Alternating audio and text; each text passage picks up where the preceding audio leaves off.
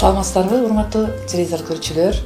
Бүгүн эфирде үйрөн жасаттуу көрсөтөбүз. Аны мен Дамир Алимжан алып барам. Бүгүн сиздерге абдан бир кооз чычнакай мындай бир гүл десте менен ушундай бир корзина жасап алабыз. Буга эмнелер керектелет? Эгерде карап көрсөңүздөр, мунга сөзсүз атлас ленталары кетет. Буга момундай атайын айымдар бар эле билет. Үйдөн эгерде пардаларды таксаңыздар, ошо пардалардан ашып калган момундай шакекчелер бар.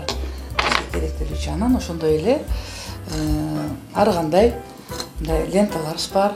Ленталарды эметебиз. Анан буга момундай сабын жасаш үчүн бизге мындай зымдар керектелет. Дагы клей, кайчы, ошондой эле жасалган гүлдөрүбүз бар. Жалбырактар ушундай эмелерден.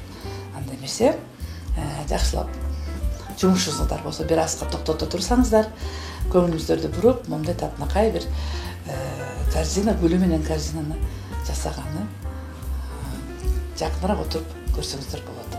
Анда эмесе бизге эмне кылабыз? Эң биринчиден ушул шакекчелерди бириктириш үчүн бизге сөзсүз түрдө мындай шурумунчуктар керек.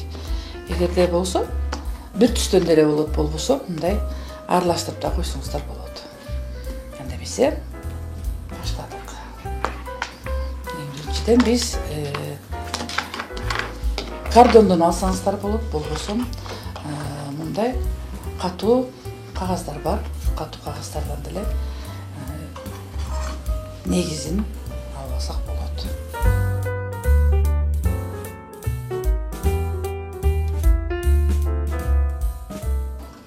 Бул кагаз, мендеги кагаз азыр бул фото альбомдон калың кагаз. Муну негизинен түпкө жасаганга керек. Түйүнө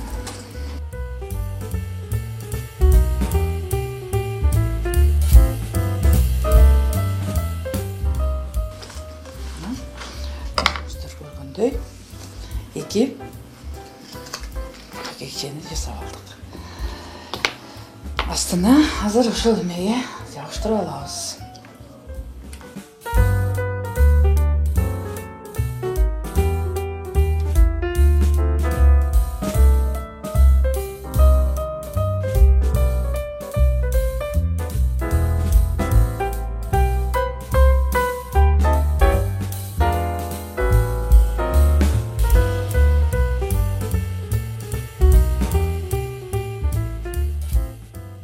Көрдүңүздөр, мындай основасын түздүк.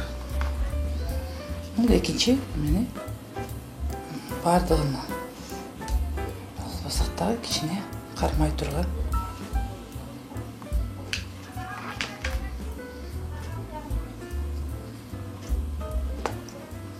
биринчи кабатын бүттүк.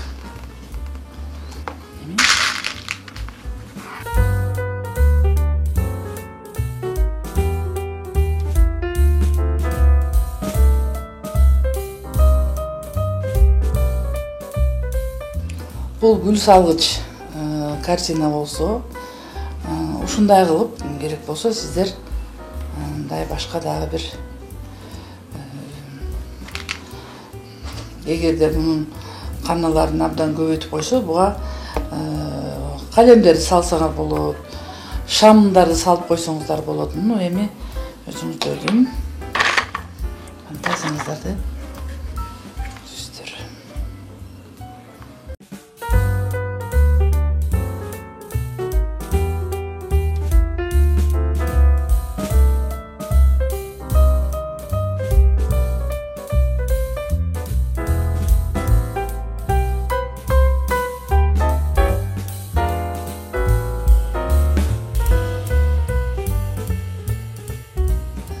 мен ойлойм азыр белек дегерде бере турган болсо бул дүкөндөрдөн проблема эмес. Толтура ар кандай белектерди алсаңыздар болот. Бирок мен ойлойм өз колу менен жасап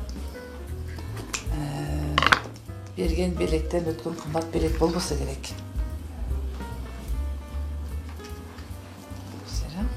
Атайын ушундай эме саткан дүкөндөрдө, магазиндерде, базарларда атайын ошондой бир бөлүм бар. Ар кандай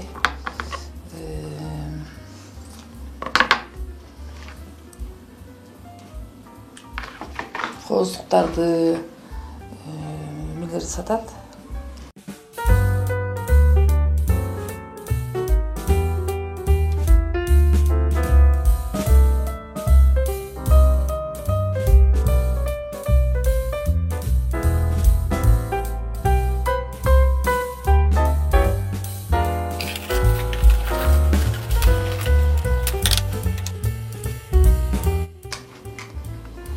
Муздактардан мурун сымыбызды даярдап алсак, бизде ошол эле дүкөндөрдө атайын рулон менен сымдар сатылат.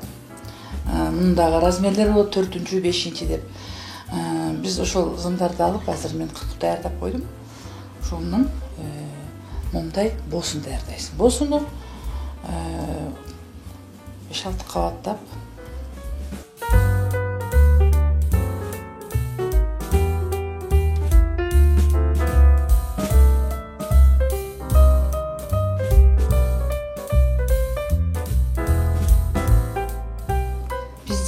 көрсөткөн көрсөтүүдөн бизге дагы көп кайрылуулар түшүп жатат.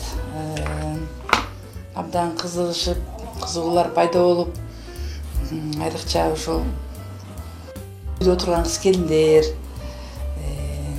атайын ушул эмгек сабагынан берген мугалимдер, ушундай жакшы бир кайрылуулар менен чыгып атышат. Карматабыз азыр. Эгерде эметсек дагы бир жабыштырып койсок болот, неме керек кылып деле.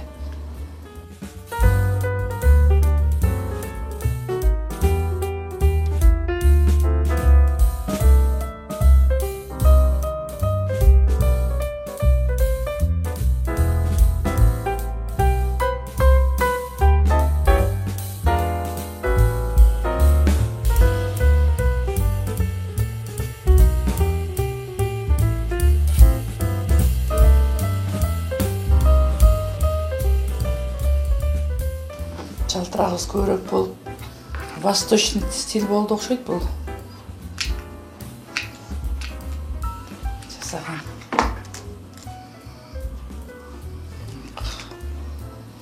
Сыртын сөзсүз түрдө айлантып койбосок, бул сымыбыз чыгып кетиши мүмкүн. Ушул бекемдөө үчүн дагы болот.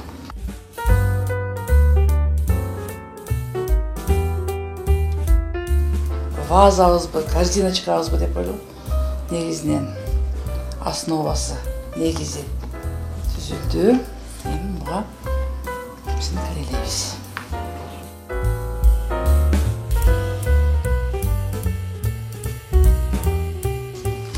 Буга эми жасап алган гүлдөрүбүздү орнотсок болот. Жайгаштырып, мындай анын үчүн атайын бир сабак болот. Ушундай роза гүлдөрдү андай жасайбыз. Ошол боюнча бөлөк бир сабак болот. Демесе,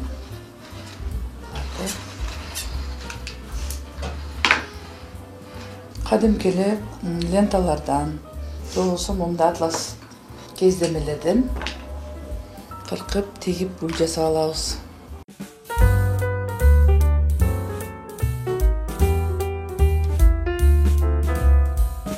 Мындай атайындагы гүлдөр сатылат. Сатып алсаңыздар болот. Болбосо кадимкидей эле майда назик мончок шурлардан да жасасак болот. Аны дагы буюрса жасап кетебиз.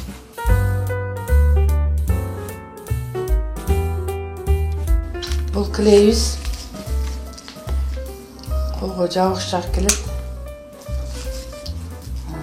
Мустар баштаганда эле колго жабышат.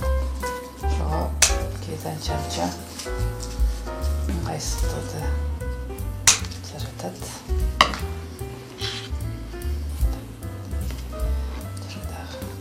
алсак, базасына чоң гүлдөрдү берип алсак, майда гүлдөр менен коостой беребиз.